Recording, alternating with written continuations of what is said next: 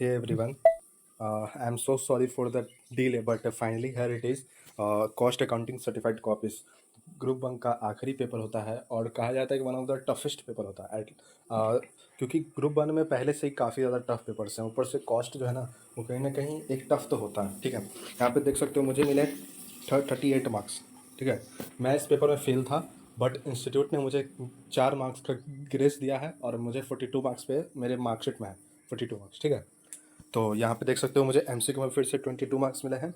तो एमसीक्यू जितना ज़्यादा सही होगा ऐसे पेपर में वो आपको बचाएगा। ठीक है, जैसे मैं बात करूँ अगर मैनेजमेंट अकाउंटिंग की भी, तो उसमें भी वो भी पेपर कॉस्ट अकाउंटिंग जैसा ही है। जितना आप इधर मार्जिनल बजट स्टैंडर्ड पढ़ रहे हो ना, वही चीज़ आपको उधर पढ़ना है। ठीक है, उधर 4 को क्वेश्चन आते हैं, सिर्फ यही 3 चैप्टर्स हैं, तो आप समझ सकते हो कितना ज़्यादा इंपॉर्टेंट है। ठीक है, और तो मुझे 22 मार्क्स मिले और लेकिन मुझे मेरे प्रैक्टिकल में उतनी ज़्यादा परफॉर्मेंस अच्छी नहीं रही। उसके कारण ये भी था कि मतलब जो मेरा पिछला पेपर था टैक्स, वो मेरा अच्छा नहीं गया था। मुझे लगा था कि मेरा टैक्स का पेपर अच्छा नहीं गया, तो मैं कहीं ना कहीं डीमोटिवेटेड था। ठीक है, बट फिर भी मैंने अपनी ये लगाई, मुझे जहाँ आता था वहाँ तक किया, तो मुझे 38 मार्क्स मिले। अब बात करते हैं, तो सबसे पहले मैंने अटेम्प्ट किया क्वेश्चन नंबर 6 का भी, जो कि होता है स्टैंडर्ड से। ठीक है, और स्टैंडर्ड मैं कहूँ ना तो मेरा बहुत फेवरेट हुआ करता था। ठीक है, और मतलब मैंने श्रुति मैम से पढ़ा था, उन्होंने कोई मेथड बताया था जिसमें बॉक्स वगैरह बना के होता है, तो मैंने भी वैसा ही किया था और ये कहूँ तो मुझे बहुत अच्छा लगता था। ठीक है, बट देख सकते तो एग्ज़ाम मैंने अच्छे से किया, standard price, actual price, standard quantity, actual quantity. ठीक है, फिर मैंने RSQ निकाला, फिर मैंने standard quantity for actual output निकाला। ठीक है, एंड देन ये अब यहाँ पे देखो, ये जो टेबल बनाया ना मैंने, ये कहीं ना कहीं ठीक है। ठीक है, और यहाँ पे मैंने M1 M2 यहाँ पे जो होता है वो लिख दिया, और मैंने यहाँ फार्मूला से नहीं बनाया, मैंने अपने मन से, मतलब जो मेथड होता है ना, डब्बा मेथड, बहुत से आते हैं और ये सही भी है, इसमें कुछ रॉन्ग नहीं है। ठीक है, तो वैसे ही मैंने बनाया। तो ना, तो आपको कोई फार्मूला याद रखने की ज़रूरत नहीं है। ठीक है, कोई फार्मूला याद रखने की ज़रूरत नहीं है, आपको बस ऐसे ही पढ़ना है और जब क्वेश्चन आए तो आपको ऐसे ही बनाना है। ठीक है, बट यहाँ पे क्या होना है, मेरा कॉस्ट मटेरियल प्राइस तो सही आ गया, बट मेरा मिक्स जो है ना वो आ गया रॉन्ग। ठीक है, यहाँ पे मिक्स मेरा रॉन्ग था, इसके कारण मुझे मार्क्स नहीं मिले, और ईल्ड के लिए मुझे मार्क्स मिले, तो मुझे टोटल 4.5 मार्क्स मिला। देखो, एक तो इंस्टीट्यूट ने भी वैसे ही बनाया। ठीक है, जैसे मैंने बनाया ना, इंस्टीट्यूट ने भी वैसे ही बनाया, उन्होंने भी फार्मूला पे नहीं किया, बट पता नहीं उन्होंने सिर्फ 4.5 क्यों दिए, क्योंकि सिर्फ मेरा एक गलत हुआ, मटेरियल का जो था ना मिक्स, वो मेरा रॉन्ग हुआ, बाकी सब सही था। ठीक है, बट अगर आप एकदम सही से बनाते हो तो आपको 7 आउट ऑफ 7 ईजिली मिल सकते हैं, इस क्वेश्चन से तो पक्का है। ठीक है, उसके बाद में क्या, क्वेश्चन नंबर 4 का बी से कॉन्टैक्ट पे, भाई ये क्वेश्चन पे पता नहीं मुझे क्या हो गया था। आप देख सकते हो पिछले 3 अटेम्प्ट के न्यू सिलेबस में जो भी 2023 से दिसंबर 2023 से और पिछले अटेम्प्ट तक, ये तीनों अटेम्प्ट में सेम कॉन्ट्रैक्ट का क्वेश्चन पूछा गया है, सेम टू सेम, सिर्फ थोड़े से फिगर्स से चेंज, बाकी सेम टू सेम आया था। ठीक है, बट पता नहीं मुझे क्या हो गया था, मैं इसको भी भूल गया था, जो कि ये मॉड्यूल में देखोगे तो पहला या दूसरा सम यही है। ठीक है और पता नहीं मैंने कहाँ, पता नहीं मुझे क्या हो गया था, देख सकते हो मैंने पूरा बना दिया टेबल, बट मेरा कॉस्ट ऑफ कंस्ट्रक्शन आ गया रॉन्ग। ठीक है, उसके बाद देखो मैंने वर्क कंप्लीटेड निकाला 50%, transfer to profit and loss, ये सब मेरा रॉन्ग है। ठीक है, बस यहाँ सिर्फ मेरा एक डिप्रिसिएशन सही है, इसी कारण मुझे 1.5 मार्क्स मिले, क्योंकि यहाँ जब मेरा cost of construction he wrong हो गया तो मेरा सब चीज़ रॉन्ग हो जाएगा, मेरा नोशनल प्रॉफिट रॉन्ग हो जाएगा, जिसके कारण मेरा ट्रांसफ़र भी रॉन्ग हो जाएगा। ठीक है, तो ये क्वेश्चन तो मैंने पता नहीं मुझे क्या हुआ था, मैंने पूरा बर्बाद कर दिया। इस अटेम्प्ट में भी शायद आ जाए, लेकिन ज़्यादा चांस है कि अब नहीं आएगा, क्योंकि तीन अटेम्प्ट से लगातार आ रहा था। ठीक है, लेकिन मैं अगर कहूँगा इसको ज़रूर अटेम्प्ट करना। ठीक है, ये कुछ ज़्यादा हार्ड नहीं होता है, कॉन्ट्रैक्ट का कोई क्वेश्चन हार्ड नहीं होता है। ठीक है, 1.5। अब उसके बाद चलते हैं 7 का ए पे। देखो यहाँ पे मैंने जो, मतलब भाई इसमें जो मैंने ब्लंडर किया ना, वो तो मतलब तुम खुद देखोगे तुम्हें हंसी आई। ठीक है, 7 का जो ए पार्ट था वो बजट से आया था। ठीक है, उन्होंने बोला था admin budget, selling cost budget और डिस्ट्रीब्यूशन कॉस्ट बजट, ये तीनों बजट बनाने हैं। अब जिन्होंने बजट पढ़ा है उनका सही है, उनको पता है तीनों एक ही फॉर्मेट बनेगा। ठीक है, बट मेरा दिमाग देखो, मैंने एडमिन बजट अलग बनाया, मैंने सेलिंग अलग बनाया और मैंने डिस्ट्रीब्यूशन अलग बनाया। ठीक है, ये तीनों एक में ही बनाना था और एक में ही बनता है। ठीक है, आप बजट 4-5 का बजट नहीं, ये सब वेरिएबल सॉरी ओवरहेड्स का खर्च है, इसको आपको एक साथ ही बनाना था। ठीक है, बट मैंने पता नहीं, मैंने अकाउंट्स की तरह इसको अलग अलग बना दिया। ठीक है, तो देख सकते हो मुझे 3.5 मार्क्स मिल गए, जो कि सही है। मैंने नॉर्मल फॉर्मेट वगैरह नहीं फॉलो किया, और शायद मैंने कुछ कमेंट्स नहीं लिखे, उसके भी मुझे मार्क्स नहीं मिले, ठीक है। तो मुझे हाफ मार्क्स मिले, जो कि ठीक ठाक है।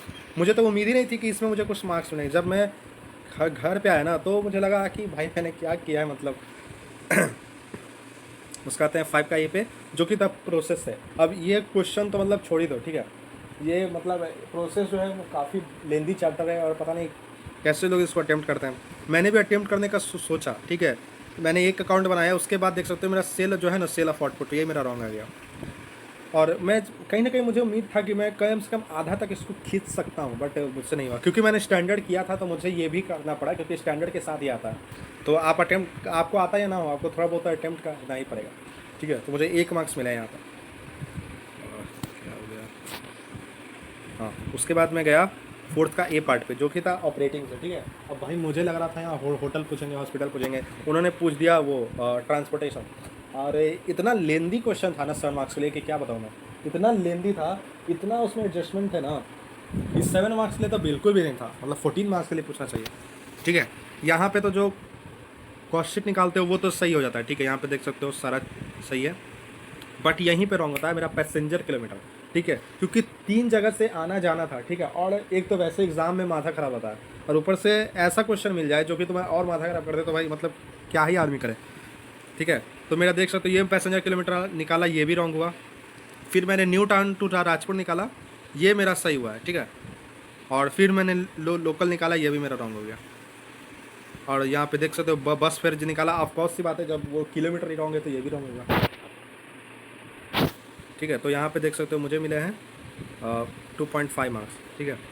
तो ऐसे होता है भाई, ऐसा नहीं है कि आप 7 आउट ऑफ 6 या फिर 7 आउट ऑफ 7 स्कोर कर सकते हो भाई। मतलब कॉस्टिंग एक ऐसा पेपर है जिसमें बहुत सारी डिफ़िकल्टीज आती है, ठीक है। ईजी तो बिल्कुल नहीं होता है पेपर, बहुत लेंदी होता है, बहुत मतलब क्या कहूँ होता है, ठीक है। उसका आता है कॉस्ट शीट। अब मैं कहूँगा देखो, जिन्होंने कॉस्ट शीट पढ़ा है उसको उनको ये पहले करना चाहिए, ठीक है। कॉस्ट शीट पहले कर लो, क्योंकि कॉस्ट शीट कंपेरेटिवली ईजी होता है, ठीक है। बाकी क्वेश्चन से कंपेयर करोगे तो इजी होता है, इसको पहले कर लो, क्योंकि इसके बाद तुम्हारा कॉन्फिडेंस बूस्टअप होगा, तुम्हें लगेगा कि हाँ आता है, हम तो अटेम्प्ट मार सकते हैं। तो बस कॉस्ट शीट पहले करो। बट मेरा दिमाग वैसे ही ख़राब हो गया था, और मुझे कॉस्ट शीट उतने अच्छे से आता नहीं था, ठीक है। तो मैंने जो जैसे किया वैसे किया, देख सकते हो मुझे 3 मार्क्स मिले, शायद मुझे प्राइम कॉस्ट का मार्क्स मिला है, और एक मुझे ये फैक्ट्री ओवरहेड का मार्क्स मिला, मुझे 3 मार्क्स मिला। और यहीं पे मेरी कॉपी होती है ख़त्म, ठीक है। तो देख सकते हो कितना गंदा अटेम्प्ट किया था मैंने, आपको ऐसा नहीं करना है, ठीक है। अब देखो ऑलरेडी मैं बता चुका हूँ कि मतलब कैसे अटेम्प्ट करना है स्ट्रेटजी, बट एक बार फिर से बता देता हूँ। आपका एग्ज़ाम अगर मतलब एग्ज़ाम काफ़ी अब नज़दीक ही है, बस 1 हफ्ते है, ठीक है। तो देखो सबसे पहले तो देखो मैं कहूँगा कि कॉस्ट शीट पहले कर लेना, ठीक है, क्योंकि सबसे ईजी होता है बाकी क्वेश्चन के कंपैरिजन में, ठीक है। इसीलिए थोड़ा इसको पहली प्रायोरिटी देना, ठीक।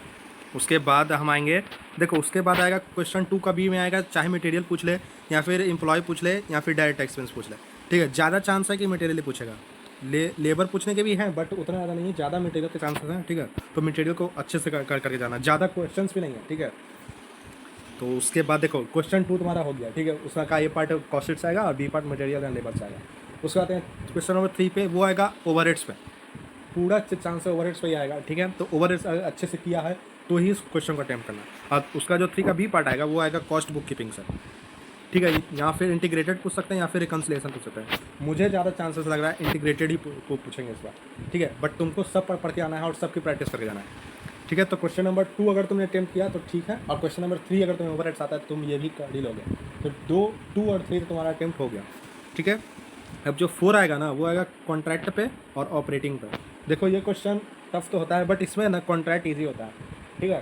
तो अगर ऑपरेटिंग ना भी आ रहा हो तो भी तुम ट्राई करना कि कॉन्ट्रैक्ट ज़रूर करें, क्योंकि ऑप्शन तो है नहीं तुम्हारे पास। इसके जब जाओगे आगे तो इसके आगे तो और हार्ड है, मतलब चैप्टर्स और हार्ड हो रहे हैं आगे, तो तुमको ये तो करना ही पड़ेगा। ऑपरेटिंग में चांस है सर होटल हॉस्पिटल ही पूछेगा, और अगर हॉस्पिटल पूछ लिया ना भाई, तो तुम्हारे लिए तो मतलब बल्ले बल्ले हो जाएगी, क्योंकि इतना ईजी हॉस्पिटल, ठीक है। जो मार्जिनल में जो बनाते हो ना, वो क्या बोलते हैं उसको, स्टेटमेंट, वही है हॉस्पिटल, पूरा वही है। तो हॉस्पिटल बहुत ईजी है, ठीक है। उसके बाद आता है प्रोसेस और स्टैंडर्ड, तो इसको अभी होल्ड पे ही रखो, इसको मत करो, ठीक है। प्रोसेस और स्टैंडर्ड जो है उसको मत करो, क्योंकि स्टैंडर्ड तो तुम कर लोगे, बट प्रोसेस थोड़ा हार्ड हो जाएगा, ठीक है। तो इसको होल्ड पे रखो। उसके बाद मार्जिनल्स आएगा एक 14 मार्क्स का स्ट्रेट फॉरवर्ड, तो इसको तो बिल्कुल मत करना, दिमाग का दही हो जाएगा, क्वेश्चन भी नहीं बनेगा, क्वेश्चन भी खराब हो जाएगा, टाइम भी वेस्ट होगा, इसको बिल्कुल मत करना। जैसे ही तुम देखोगे मार्जिनल क्वेश्चन है 14 मार्क्स का, सीधा उसको पढ़ना भी मत, उसमें भी टाइम मत देना, ठीक है।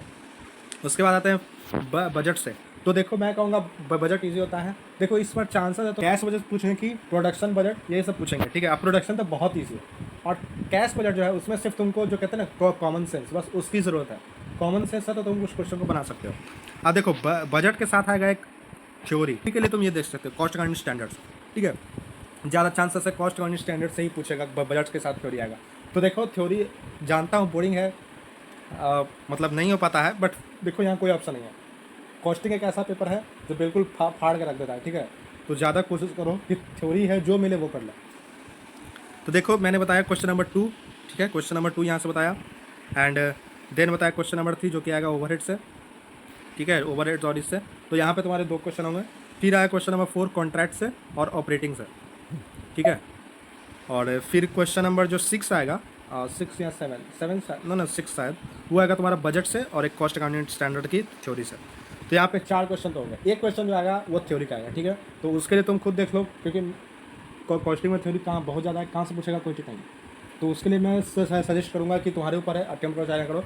4 क्वेश्चन तुम्हारे हो रहे हैं, बस उसको देखो, ठीक है। 4 क्वेश्चन कोई कम भारी चीज़ नहीं होती है, ठीक है। तुमने 4 क्वेश्चन अटेम्प्ट कर लिया, बहुत बड़ी बात है। अगर तुमने 4 क्वेश्चन सही से अटेम्प्ट किया ना, तो भाई 40 मतलब 40 तो तुम्हें कोई रोक ही नहीं सकता। और एमसीक्यू में तुमने अगर 20-25 मार्क लिए तो 50 तो ईजिली, ठीक है। तो ये 4 क्वेश्चन ज़रूर करके जाना, 100% करके जाना, पेपर में आराम से पास हो जाओगे, 50 ले आओगे। बस इन 4 क्वेश्चन पे ध्यान देना अच्छे से, सबका रिवीजन और प्रैक्टिस अच्छे से करना है, स्कैनर से करना, ठीक है। और एमसीक्यू भी ज़रूर एक दिन पहले देख के जाना, जहाँ से एमसीक्यू मिलता है वहाँ से देख के जाना, ठीक है। तो आज के लिए बस इतना ही। और आगे एग्ज़ाम के बाद अगर आप ग्रुप 2 दे रहे हो या फिर ग्रुप 1 दे रहे हो, आगे क्या करना है आपको, ठीक है। और मैंने क्या सीखा लाइफ में, मैं अपनी स्ट्रेटजी बताऊंगा। और एग्ज़ाम के बाद हमें कैसे अपने जो टाइम मिलता है 2 महीने का रिजल्ट तक, उसको कैसे यूटिलाइज़ करना है अच्छे से, वो भी बताऊंगा, ठीक है। तो तब तक के लिए चैनल को सब्सक्राइब करके रखना। मिलते हैं अगली वीडियो में। थैंक्स।